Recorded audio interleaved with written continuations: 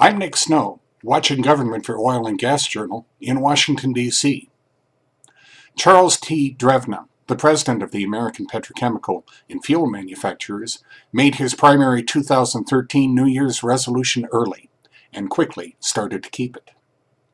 AFPM has decided to increase its public education effort and explain how it should be considered part of the solution, not part of perceived economic problems, he told OGJ on January 3rd.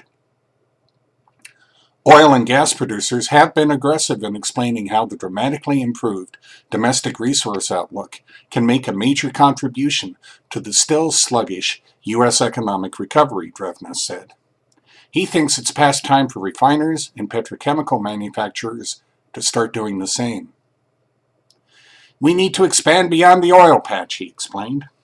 Although we don't have a refinery or petchem facility in every state, consumers there use our members' products. Changing our name from the National Petrochemical and Refiners Association was an initial step in showing we're manufacturers too. All manufacturing starts with energy. With that in mind, AFPM held its first Manufacturing Renaissance Conference, January 10th in Pittsburgh. Hosted by Carnegie Mellon, the university's new Scott Institute for Energy Innovation, the day-long event aimed to focus on manufacturing's return to the U.S.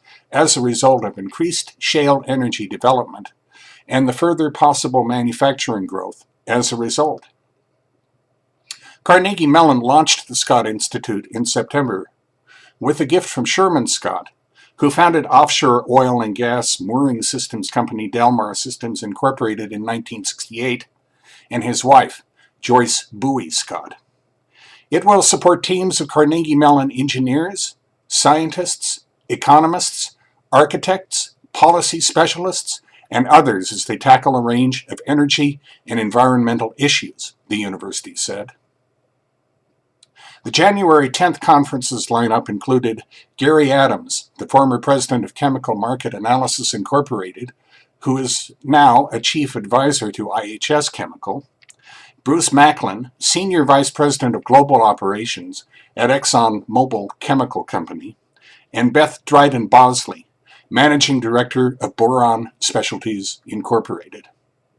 U.S. Representatives Tim Murphy, a Republican from Pennsylvania, and Tom Reed, a Republican from New York, co-chairman of the House Marcellus Caucus, and caucus member Mike Kelly, a Republican from Pennsylvania, also were expected.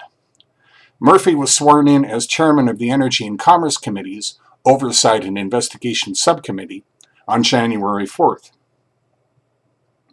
Carnegie Mellon is very interested in what the Marcellus Utica Shale's natural gas liquids-rich properties can do for that entire region's manufacturing base, Drevna said. The infrastructure, education, and urban structure to support its growth is already there. AFPM hopes to do similar conferences along the Gulf Coast and possibly in Washington, D.C., he added. With so much domestic oil and gas potential, it's time to show what potentially could happen south of the cracker, Drevna said. That's Watching Government for this week. In Washington, I'm Nick Snow for Oil and Gas Journal.